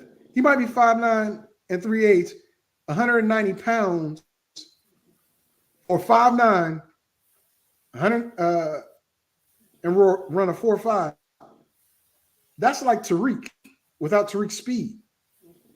He might be one of those shifty dudes that hey, we're gonna line you up in the back. We'll line you up outside. Let's see what you do. He's not Special teams. He's not at all. Yeah. Teams. He'll start off on special teams. He'll get some play at receiver, but I can also see him playing a little bit of running back. I could. Jacksonville's on the clock, and their pick is in. Jacksonville has a bunch of needs. They've addressed several of them in this draft, but I don't know how good of picks they made. We got 8 minutes left before I terminate the show, so we're not going to finish the 5th round, but I will do this. I will finish it after Washington's pick. I want to see what Cleveland gets. They got a pick coming up in like 3 picks. And I want to see what Washington does. And then I'll end the show. So we might go over 2 hours. But I want to thank you guys for tuning in on X, on YouTube, and on Facebook. Thank you to Dakar. I call him Beef. We called him Beef in high school. And my boy, Sean, James Hemsley, a.k.a. Pooney, for giving us a like. If you like the content that you see here, go over to YouTube. Like and subscribe, follow. You can do it also on X. You don't have to subscribe, but you can follow. Now, I put out a lot of different things on on X. So you might not like some of it. You might do, depending on your political belief. Oh boy. But like and subscribe on YouTube. Let's get the numbers up over there. We got some decent numbers. Let's get the subscriptions up. Let's get the subscriptions up so we can bring you more content. Because I'm telling you, once I retire, I'm going to have a lot of time to do a lot of different things. And streaming will be one of them. So let's get them up. Get them up, get them up, get them up. Let's go. Anyway, JT, Yes, sir. your thoughts on that Spencer Rattler pick to New Orleans? I think it's a decent pick. Finally got picked. I'm seeing where Joe Milton is going to get a chance or not. I think he's probably going to go. I think he's probably going to get, if he gets picked, I think he's a 7th round pick. Now, I think he's a 7th round pick. If he gets picked. But let's talk about Spencer Rattler, not Milton. The question is your thoughts on the Milton pick. I thought it was a good position for him to be in. I thought it was a good position for him to be in. Like you said before, he's going to the New Orleans Saints to sit behind Derek Carr and learn how to be a professional quarterback, and he's going to have some decent weapons when he gets the chance. Philly just traded up. Who do they trade up to get? That means they really wanted this player. Philly traded down and LA traded up. Oh, they just flip-flop spots then, because LA got Brendan Jackson, edge rusher. Jacksonville got a cornerback. Okay, so Philly moved up. Who are they going to get? They already got 2 solid corners. Quentin Mitchell, Cooper DeJean, Jalix Hunt on the edge, Will Shipley at running back. Wow. Will Shipley and their last pick, Aeneas Smith, are the only two offensive players they got. So who did they move up for in the 5th round to pick? What do you think their need is here? Probably going defense. I wouldn't doubt it. But what position? How about Jeremiah Trotter? That's what I thought they were going to get last time. But who is this coming out to make the pick for him? It's a current Eagles player.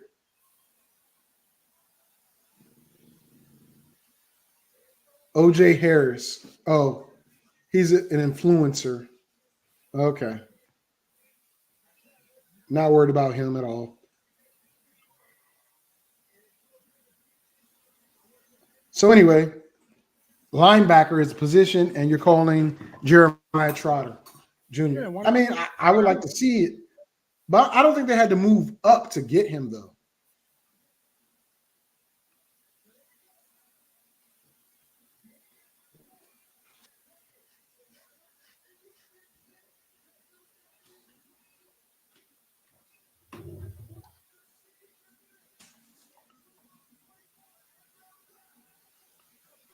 Let's see. They did. They got him. The bloodline continues. That's a good pick. That's a good pick. I like this. But he's slow. That's why. 4.8. Man. I didn't realize he ran that slow. That's probably why he's always hesitating on his tackles. Wow. Hey, That, in my opinion, that run time, that 40, that probably hurt his stock majorly. In my opinion, my team's on the clock now. The pick is in. In my opinion, he's the run stopper. That's it. In the passing game, yeah, he's the run stopper. Yeah, you're right. You're right. That's it. You're right. You're right. He has to play in a zone. Because if he's in a zone, he doesn't have to chase nobody. He just has to go from like boundary to boundary and within his zone. I mean, he's got smarts, but a 4.82. Oh my gosh, that's you had linemen run faster than that. Yep. Wow. All right, Cleveland's pick is in. Who do you think Cleveland's going to get? Ooh. I bet you they get Brandon. Y'all need receivers. No, I don't think they get Brandon. Well, you got defensive tackle Michael Hall Jr., guard Zach Zinter. All right. And those are the two picks you guys have thus far. And they're linemen on either side. I think they. Who do you guys get?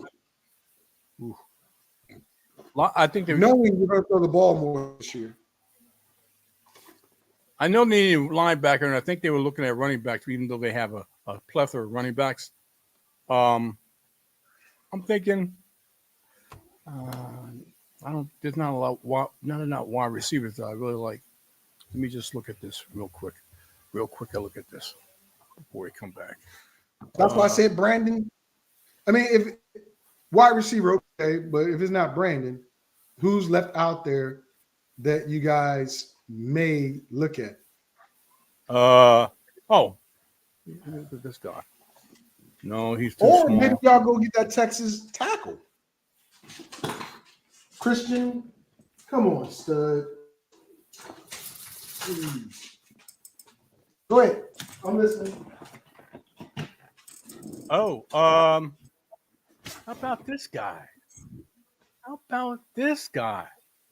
Who? Johnny Wilson. 6'6", out of Florida State. Oh, the guy that was opposite of Coleman, Keon Coleman? Yeah. Okay, I can see that. I know they're looking for a tight end. Well, this guy is a crossover from a tight end to a wide receiver, so you can use it probably in both ways. He's 6'6", 231. Oh, y'all added Dante Foreman. I thought Dante Foreman went to freaking Dallas. No, Dante Foreman is in Cleveland. Okay. That's why I said they have a plethora of running backs. Yeah, and they just gave Nick Chubb. They restructured Nick Chubb's contract. I expected that. Well, after he got hurt, yeah, and he's older and all that wear and tear on him, I don't expect Nick Chubb to be fantasy-wise. I don't expect him to be anything beyond or before a third-round pick coming off the injury he had. But the thing is, he's had the same injury twice. So I don't even know if he's going to be up there. But your Cleveland Browns select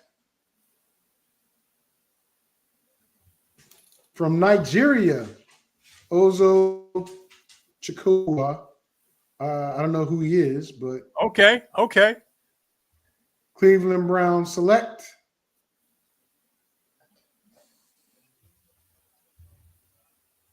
I was right. wide receiver Jamari Thrash, Louisville. Is that James Thrash's son? Oh, he's reminding people of Romeo Dubs. Hopefully he doesn't have hamstring issues like Romeo. 6 feet, 188 pounds. But he's not athletic. And you got to be a little athletic. Well, he's got to be. He ran a 4.46 at the combine, so he's got some speed to him. Yeah, Vertical but 34 inches and a broad jump of 10, so he's got some burst to him. Let me put it that way. And where's the comparison? well, we were right. We both were. My people are saying Romeo Dubs, but we were both right. They did go tight. I mean, a wide receiver. Yeah. Just not the wide receiver we thought. Either one of us thought. Okay, not a bad move. I mean, you got to do something with Jerry Jeudy still. I don't understand why Christian Jones is still out there, dude. Don't know. I really don't, but I'm happy. There's got to be something going on. This is I got to be something going on that no one knows about, but what the 32 teams. There's got to be something going on. You got to believe, and I'm looking at who's available. Let me go. Well, the pick is in from the Carolina Panthers. I would think they would grab him because the Panthers have not gotten a lineman at all in this draft. They got receiver, running back, linebacker, tight end. You would think they need somebody to protect them. I know they signed a lot of free agents. But I don't know if those free agents are going to gel right away. You might as well get somebody young that you can plan for the future with. But wow, interesting. Stud Daddy gonna give you a bath because you stink, dude. All right, 2 hours and 4 minutes into the show. I say we're gonna have another 20 minutes or so. Oh, Oktoberfest. They're in Germany with Oktoberfest. Did you experience Oktoberfest while you were in Germany? She's struggling. Oh, yes, she is. Yeah, she's but struggling. She's got them all. She said, I got it. I got it. Yeah. Make the pick, guys. We don't need you to sing a jingle. She's holding what? 10 mugs? No, that's holding about 10 1, mugs. 2, 3, 4, 5. Yeah, 10. No, she got 11. It's 11. 11 or more. I think it was 12. She put them down now. Yeah, she done did. Good job. Down now.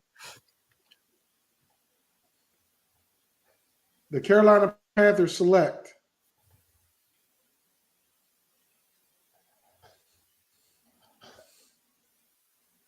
come on, make the pick. I can't.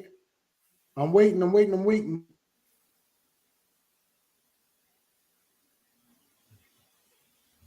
Oh, he must have read it in German And now he's going to do it in English. In Deutsch. Cornerback. Choose Charles Smith Wade, Washington State. Where the hell is he at? Not even They should in have my got, top 25. Really?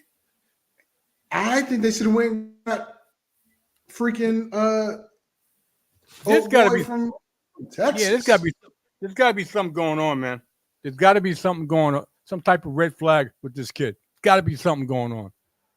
Washington better get him because Miami don't need him. Kansas City don't need him. And Buffalo already drafted a lineman. We need a good lineman. Young one at that. That quarterback should have hit that dude on a deep post. Wide the freak open. But it's all good. I would have been cursing that dude out when he came back to the sideline, but that's just me. That's just me. I'm like, dude, if you would have kept your eyes downfield, he was wide open.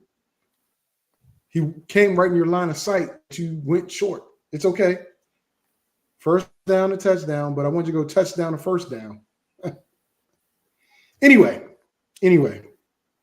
Miami's pick is in. KC's on the clock. Yeah, KC's going to go get speed. I mean, I'm telling you, man. You know what? I would not be surprised, bro, because they already got Worthy, short speedster. I would not be surprised if Kansas City got Brandon. Huh? Who? Kansas, I would not be surprised if Dolphins got an edge rusher in Muhammad Kamara. Ooh, that's okay. A good pick. He's pretty good. Yeah, it is. That's a good Very pick. good pick. Very good pick. Oh wow! See, like I've been saying, there are so many good players out there, man. And this is obvious. This kid, to me, I thought he would have gotten picked a lot earlier than the 5th round, in my opinion. The late 5th round at that. Yeah. Wow. I'll put it this way. That's why I asked you the question earlier, and I wanted to clarify what's been drafted versus what's out there. I don't think it's equal. I really don't.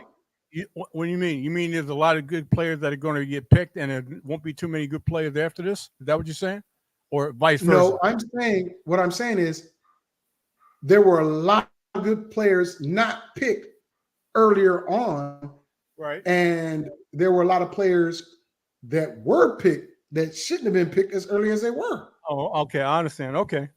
So you're saying that there's a lot of good picks still out there because they didn't get picked because these other not bad players, but other players that you thought shouldn't have got picked. I had a higher grade on. Yes. Well, Kansas City's pick is in. They're shaking hands. They picked up a center, Hunter Nurzad from Penn State. Okay, I didn't get the message, but cool. Oh, look at all the quarterbacks in New Orleans. Derek Carr, Spencer Rattler, Jake Hayner, Kellen Munn, and Nathan Peterman. Cancel. Jake Hayner isn't bad, but Peterman's horrible. Peterman's horrible. Yeah, but he'll be a good quarterbacks coach when he gets out the NFL.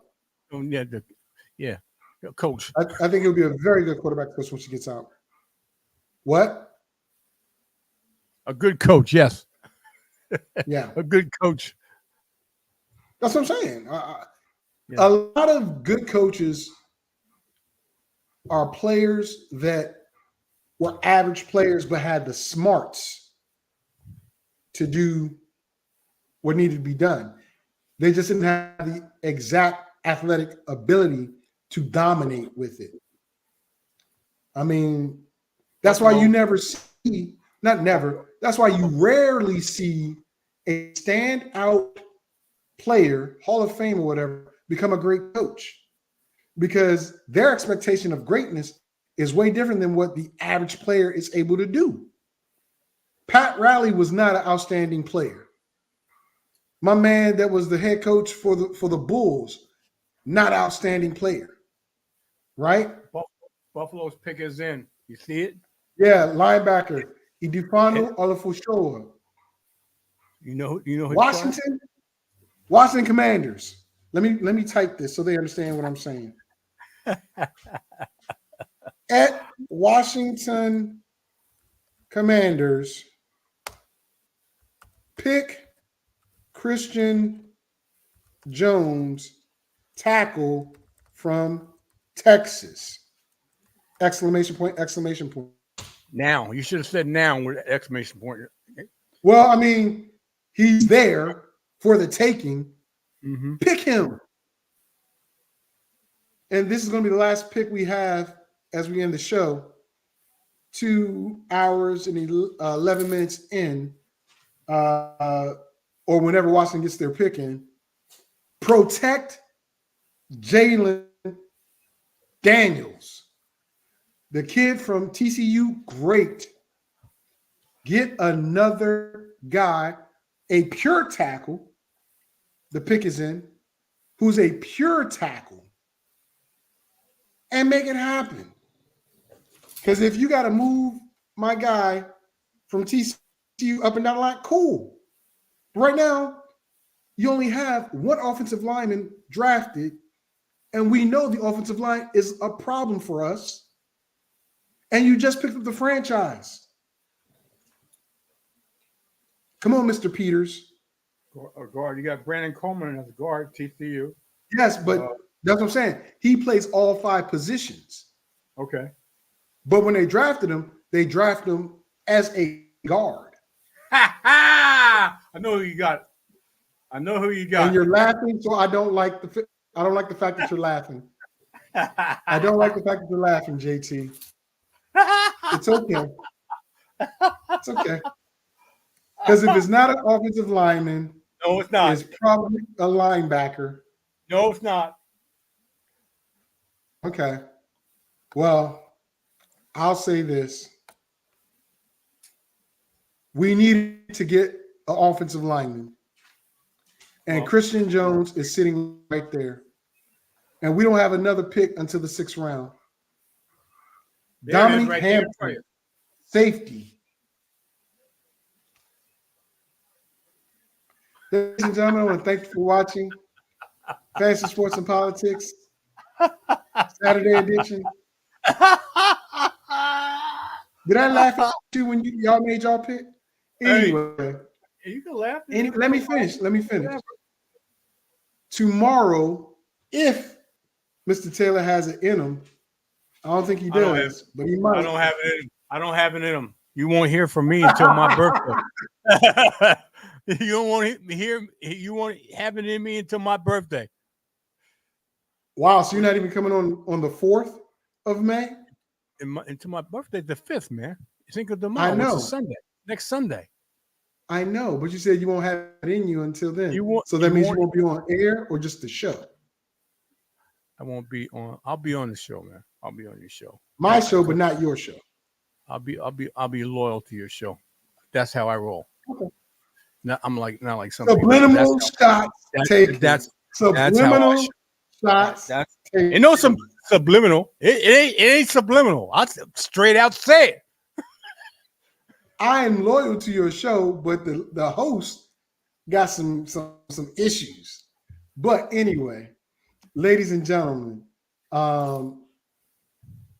thank you for watching Fantasy Sports and Politics.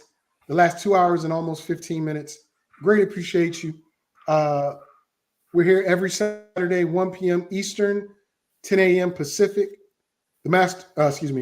For no reason, when he has it, happens on Sundays at 10 a.m. Eastern, 7 a.m. Pacific. So, wow. I'm just looking back down the rest of the picks. Philly and Green Bay and the Jets have 2 apiece in compensatory picks. Well, that's cool. Unbelievable. Yeah, Philly has back-to-back picks at the end of the round. And so does Green Bay. Yeah. It is what it is. Unbelievable. Well, with that being said, ladies and gentlemen, I want to thank y'all for tuning in. I appreciate you. Thank you, JT, for coming on and doing what you do. At the bottom is streaming. If you want to make a donation, that's how you can do it. If you like to follow and subscribe, go to YouTube, find me, subscribe. We'll see ya. I'm not even out yet, dude. I'm not even out yet. I'm gonna get it out before you're out. Peace. Thank y'all for tuning in. See y'all on next Saturday. Fantasy, sports, and politics. You wanna talk smack? You in the right place. So take a step back before I get all up in your Remember, because I don't remember. I remember every bit of this. You're the dudes holding on the phone line. Your voice will be heard, sir. Next caller, please. Oh! Jerry's gonna get him. Fantasy, sports, and politics. Fantasy, sports, and politics. Fantasy, sports, and politics. Fantasy, sports, and politics. Listeners are asking questions about this week's